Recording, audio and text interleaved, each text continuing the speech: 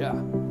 Yeah, I originally came to Rock House not to seek out any specific thing, but more of I really felt like the Lord was inviting me into this season of like, come and see what else I want to do in your heart. And so I feel like it was this open invitation to seek out greater levels of transformation and greater levels of healing of things that I was aware of and not aware of. I had friends and coworkers that had gone through Rock House and experienced greater levels of freedom and fruit, and so I wanted to experience that too.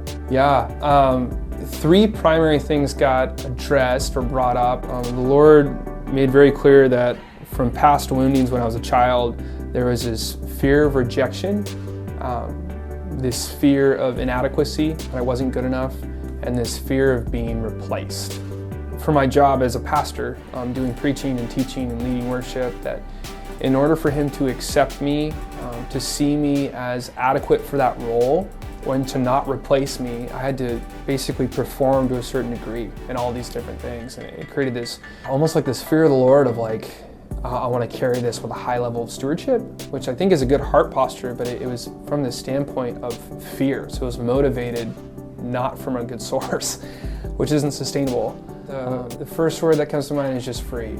Like, I remember the first worship night I led out of finally getting freedom from that place. And I remember talking to John Shaw, and I was like, I feel like I just don't care. He's like, yeah, it's because you're open-handed with it. I was like, whoa. I didn't know what that was like. I was so used to this mentality of I need to perform so the Lord loves me and accepts me.